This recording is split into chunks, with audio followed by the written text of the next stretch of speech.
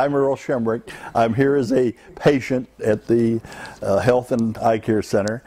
But as of today, I'm the head rooster here, and Dr. K is no longer the head rooster. And so we're changing the name. We're changed to KO Health and Eye Care Center. And the reason for this is you come in here for a knockout experience with a knockout staff, a knockout performance on what they do, a knockout program. Everything is a KO experience. So I think I would like to thank the whole staff and the doctors and everyone for the experience that I had. I never expected this intensity or this amount of concern from a facility like this. I don't know what I did expect, but it surely wasn't what I got. And I really appreciate that, and I would like to thank everybody for it. And so that's why we're changing the name to KO. So when you come to the KO Health and Eye Care Center, you come here to get knocked out off your feet. Okay. Now, why I'm up here. I went to my eye doctor, which Dr. K knows from school, not well anymore probably. But he had diagnosed my problem as macular degeneration because my mother had it. And back in the 80s, and at a point, first I start taking Ocuvite, a antioxidant. Then he switched me over to zinc. And then they said, no, go to a mega dose of vitamins, which I did. And I got them from a health store. It's a regular eye potion, and it was like 800 times your daily requirement of vitamin. And so I went to Dr. Norika, which is my family doctor, or my eye doctor, and he says, I'd like to see what you're taking. I said, okay. So he'd done the exam with the bright lights and everything in my eyes, and so I went back a couple days later with the bottle of vitamins to show him what I was taking. And I told him at that point, I says, you know, I don't see as well now as I did before I had that examination with that bright light. And he says, oh yeah, he says the eye recovers. He says, you see as well. I said, I'm telling you, I don't. And so we kind of butted heads a little bit out in the office. I mean, not in his private, but out, you know, in the lobby. And finally he said, well, and I was 65 at the time, he says, well, we know that on a monkey, after a certain period of time, that light will just start to destroy the eye. He said, but we don't know what it does to a 65-year-old man. And boy, a red light flashed, you know. Well, this isn't going to happen, you know. So from then on, I wouldn't let him use the bright light. And he got, you know, kind of angry about the whole thing. How am I supposed to do my examination if I can't use the light? I said, I don't care.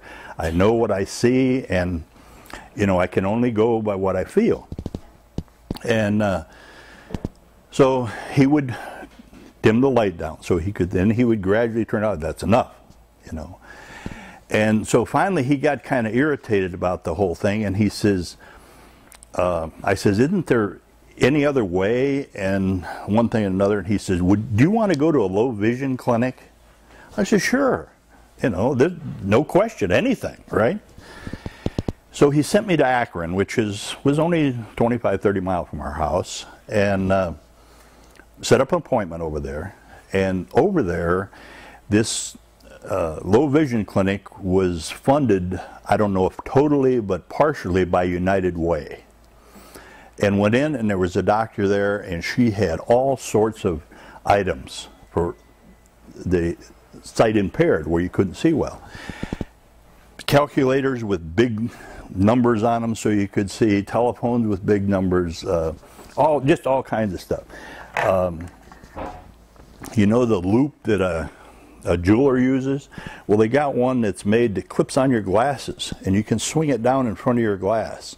And if you want to see something, but you have to bring it up close. You know, it's not something that you can walk around and use. But if you want to see something, you can just flip this down and you can see up close on something. And then they had this magnifying glass, and it's got an LED light in it. It's pretty bright. And so if you can see on this newspaper what it looks like without the light and then with the light, it just makes a big difference. And I use this a lot. For if I cannot read the fine print in the newspaper. I could read this top headline here if I concentrate on it, you know, but you got to keep hassling around. But I could read the finer print with this because of the light and going across. And so this is really helpful. When I was over there, she had a number of different things, and this particular thing is called a Jordy, and it's manufactured in California. It's not cheap, but it comes, this you put over your head, goes right over your glasses, and you see through these two eyepieces, but you see like just on one screen. What you see is just one screen. And then out in the front, there's a window that comes across, and when it's open, it's for far away vision, and when it's closed, it's for reading up close. And the control box has got a magnifier on it here, and you can switch this, and it'll go up to 15 times magnification. And basically you can't find a magnifying glass that'll go that high. And they have an on and off switch, and then you have a facility here, like if you're looking at scenery or you spot a moose out on the hill, and you know how hard it is to find it on with binoculars. You're just hunting forever, or looking in the sky after a star or something. Well, all you have to do when you're looking is just press this button, and it'll bring the magnification right back to nothing, and then you kind of aim it where you want it and let it go, and then it'll zoom back out to it. Oh, cool. And this little button, it'll change it. If you're reading a newspaper, maybe you can see it better with a black background rather than a white background. It'll change that, or it'll leave it into color. And so that's a nice feature. Where am I at? Oh, down here's the on and off switch. They have a facility here that you can lock the focus in if you're looking at something, because this is automatic focus. It's just like a digital camera. I mean, it'll focus in. If I'm looking over there, it'll focus in. If I look down at you, it'll focus in. So you might be doing something and you want to lock it in so it's at that focus. So if you happen to glance away, you know, when you come back, it's going to be at the right focus. It'll lock that focus in. Then it has a facility capability of raising the light or lowering the light. If it's too bright, you can lower it. If it's too back and forth that way.